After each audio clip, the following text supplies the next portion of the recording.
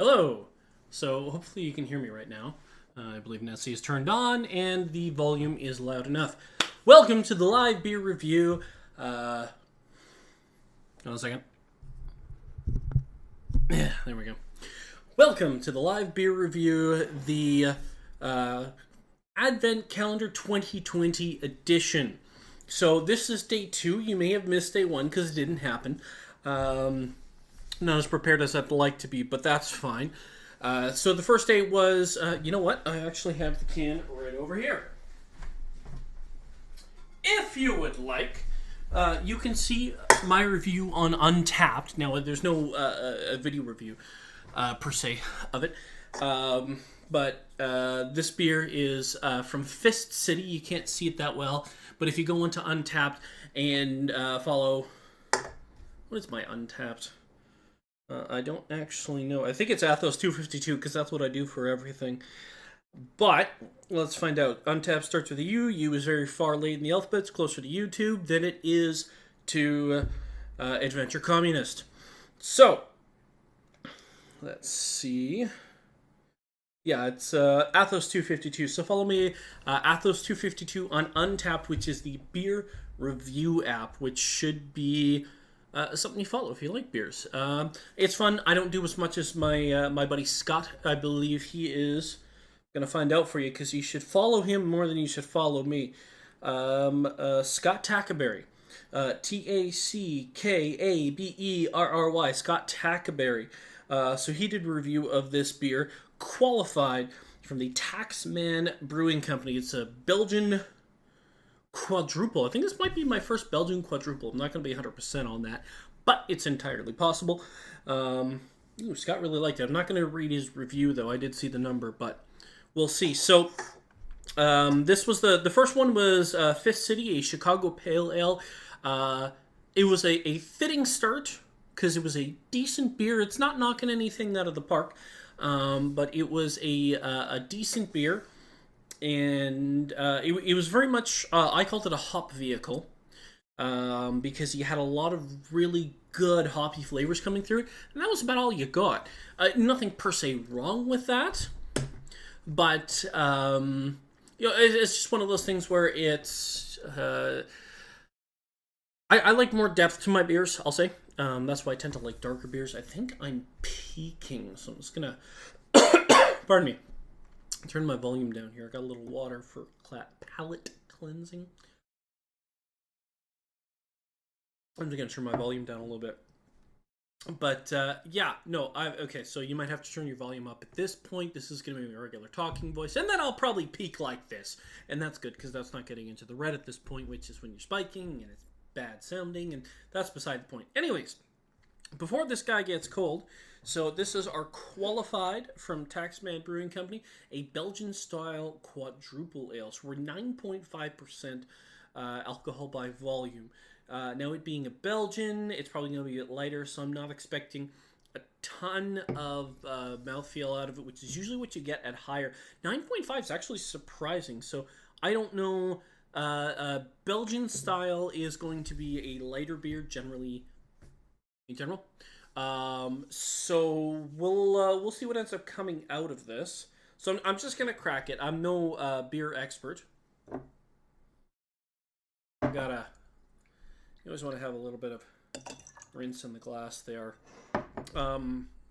Again, my buddy Scott. I apologize for the but I didn't have the mic here. You can see on a different table, so you'll have to bear with me. I promise it will be better in the future. Anyways, when beer decarbonates, bubbles up. That's a better phrase.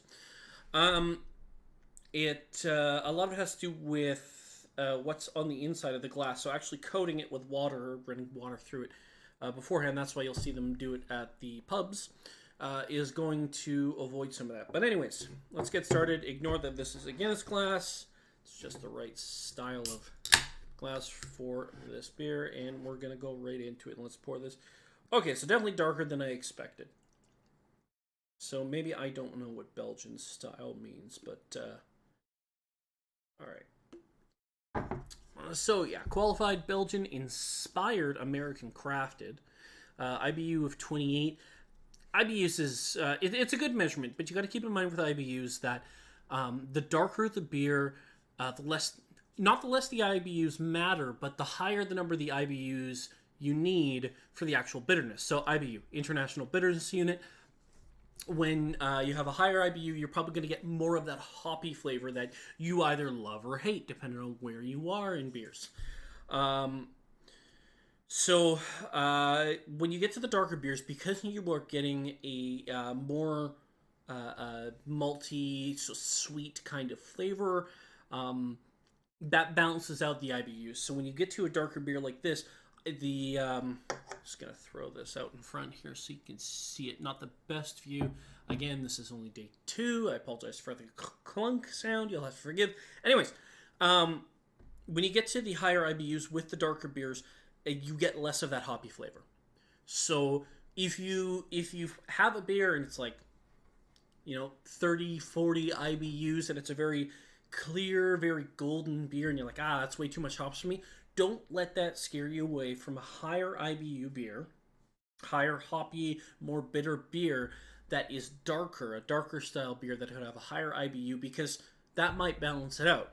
If you're adventurous, right? If you're not, then maybe just avoid it because you don't want to have a bad beer. But if you're okay having a bad beer every once in a while, I shouldn't say a bad beer, a beer you don't like every once in a while, in the name of exploration, then give it a try. But if you're that kind of person, you probably either like or will eventually like hops, so that's beside the point. Anyways, they've got a nice long explanation on here because this is probably they make the smaller cans, so this is probably the smaller edition for the advent calendar. So they probably give a nice little explanation on here because they want you to buy more. But I digress.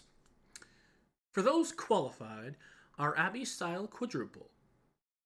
This dark ale features roasted Belgian specialty malts with rich, deep notes of caramel, molasses, raisin, and plum, enhanced with fruity Belgian yeast esters.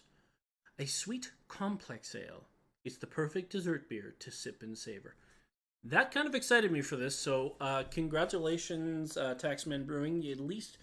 At the very least, no matter how the rest of this goes, your marketing agency is doing a good job. So, I wish I had looked up a Belgian quadruple, but what I'm seeing here basically is so I'm used to Belgian beers being more wheat style beers. I shouldn't say wheat, but like clear beers, the golden beers, more something like that. And I'm probably going to get corrected at some point, likely by my good friend Mr. Scott Tackerberry. He's knows infinitely more about beer than me, but this is looking pretty good. It's like a dark amber. It's not a porter or stout kind of style, but I mean obviously it's Belgian style. But again, you'll have to forgive. Let's get into the scent profile. So that is actually rather enticing. So I'm getting, what am I getting here?